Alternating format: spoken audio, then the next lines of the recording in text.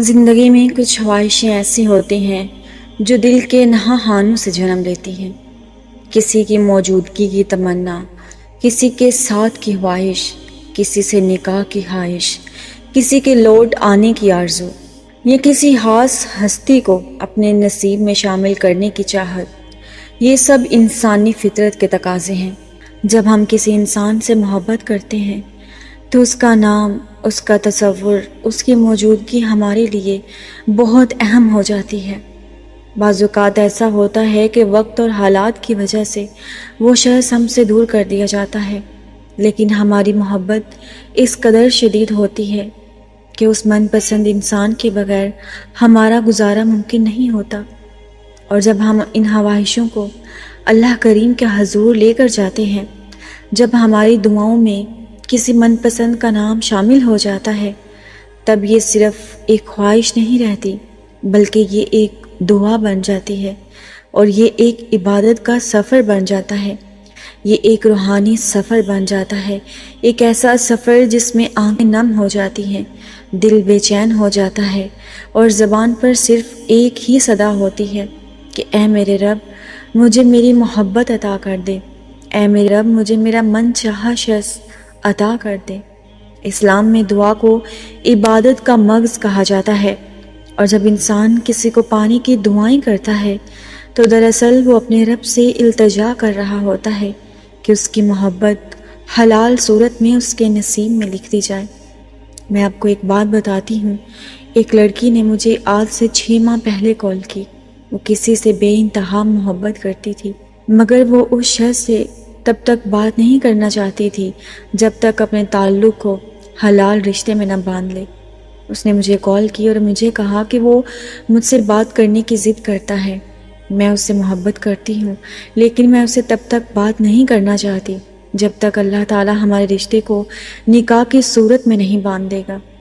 چونکہ ان کے والدین ان کے رشتے کے لیے نہیں مانتے تھے، اس لیے اسے بہت کوشش کرنی پڑی۔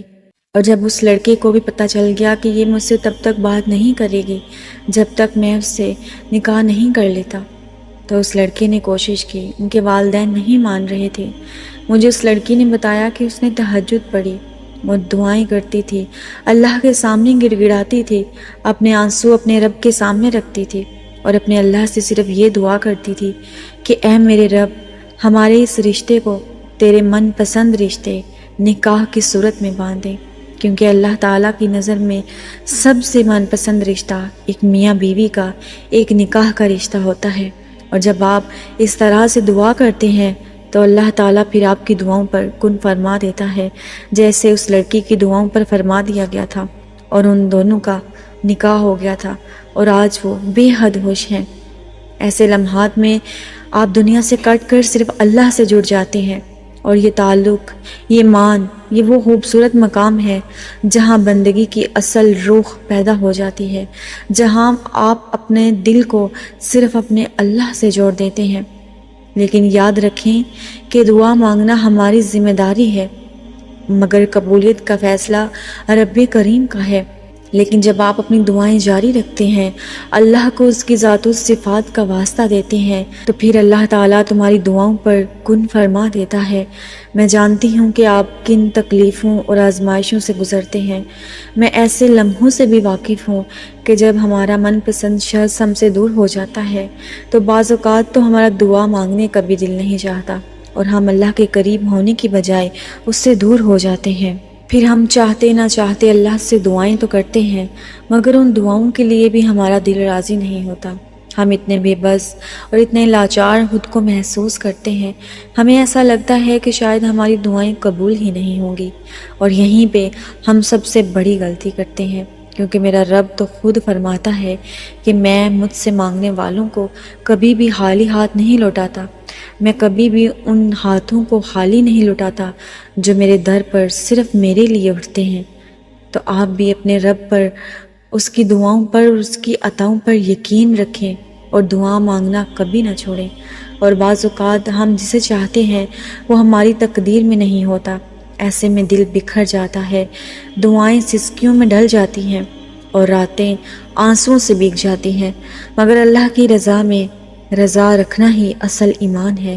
جب آپ اللہ سے دعائیں کرتے ہیں کہ اے میرے رب اس انسان کو میرے مقدر کا حصہ بنا دے، اے میرے رب اگر وہ میری تقدیر میں نہیں تو اس چیز پر قادر ہے نا کہ تو اس کو میرے مقدر میں لکھ دے، تو دیکھنا پھر کیسے اللہ تمہاری تقدیروں کے رخ بدلتا ہے، کیسے اللہ تمہارے مقدر کے کھیل پلٹتا ہے۔ بس آپ نے دعائیں کرنی ہے اور ان سے نا امید نہیں ہونا، دعائیں جاری رکھنی ہے اور اپنے اللہ تعالیٰ سے مانگتے رہنا ہے۔ میں نے بہت سے ایسے لوگ دیکھے ہیں جنہوں نے دعاؤں سے اپنی تقدیر بدلی اور اپنے وہ رشتے پا لیے جن سے وہ محبت کرتے تھے۔ حضرت علی رضی اللہ تعالیٰ عنہ فرماتے ہیں کہ جو تمہیں نہ مل سکے اس پر رنج نہ کرو، کیونکہ ہو سکتا ہے کہ وہ چیز تمہارے لیے بہتر نہ ہو۔ تو جو چیز تمہیں لگتا ہے تمہارے لیے بہتر نہیں لیکن پھر بھی اس کی طلب ہے، تو اپنے اللہ سے دعا کرو کہ میرے اللہ اس چیز کو، اس انسان کو، اس ہماری محبت کو ہمارے حق میں بہتر کر کے ہمارے نصیب کا حصہ بنا دیجیے۔ اور یہی وہ مقام ہے جہاں دل کو صبر کی چادر اوڑھنی پڑتی ہے اور عقل کو تسلیم کرنا ہوتا ہے کہ اللہ ہر چیز کا بہتر علم رکھتا ہے۔ انسان دیکھتا ہے وہ لمحہ لیکن اللہ دیکھتا ہے اس چیز کا انجام، اس لیے اپنی دعاؤں سے اپنی تقدیروں کو بدل دیجیے۔ اسلام ہمیں کوشش کرنے کا سبق دیتا ہے۔ اگر کوئی شخص ہماری دعا کا مرکز بن چکا ہے تو ہمیں جائز اور حلال طریقے سے اس تک رسائی کی کوشش ضرور کرنی چاہیے۔ اور میری نظر میں سب سے بہتر کوشش صرف اپنے رب سے مانگنا ہے۔ اس شخص سے بھی مت مانگے، اس کا وقت، اس کی محبت، اس کی توجہ، اس کے سامنے بھی مت گڑ گڑائیں، اپنے اللہ کے پاس چلے جائیں۔ اللہ کو بتائیں کہ آپ اس سے محبت کرتے ہیں، اللہ کو بتائیں کہ آپ اس سے ایک حلال تعلق قائم کرنا چاہتے ہیں۔ اللہ سے دعا کریں کہ آپ ایک جائز تعلق میں اس شخص کے ساتھ آنا چاہتے ہیں۔ پھر دیکھنا اللہ تمہاری تقدیریں کیسے بدلتا ہے۔ پھر دیکھنا تمہیں دنیا کے سامنے بھی جھکنا نہیں پڑے گا۔ پھر دیکھنا تمہیں اس شخص کی بھی منتیں نہیں کرنی پڑیں گی۔ پھر دیکھنا دنیا والوں کی باتیں بھی تمہارا دل نہیں چلائیں گی۔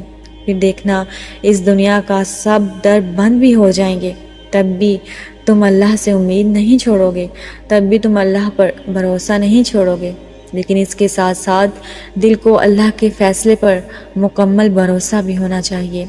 حضرت یعقوب علیہ السلام کا حضرت یوسف علیہ السلام کے لیے صبر اور دعا کا سفر اس بات کی عظیم مثال ہے کہ کیسے ایک باپ نے صرف دعاؤں سے اللہ کی رحمت کو پا لیا تھا، کیونکہ وہ اللہ کی رحمت سے نا امید نہیں تھے۔ انہیں یقین تھا کہ اللہ بچھڑے ہوں کو ملانے والا ہے۔ انہیں یقین تھا 1 سال، 2 سال، صدیوں بعد بھی اللہ تعالیٰ اس بات پر قدرت رکھتا ہے کہ بچھڑے ہوں کو ملا دے گا۔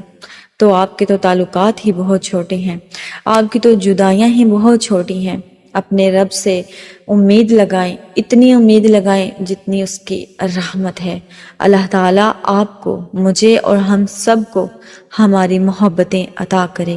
آمین یا رب العالمین۔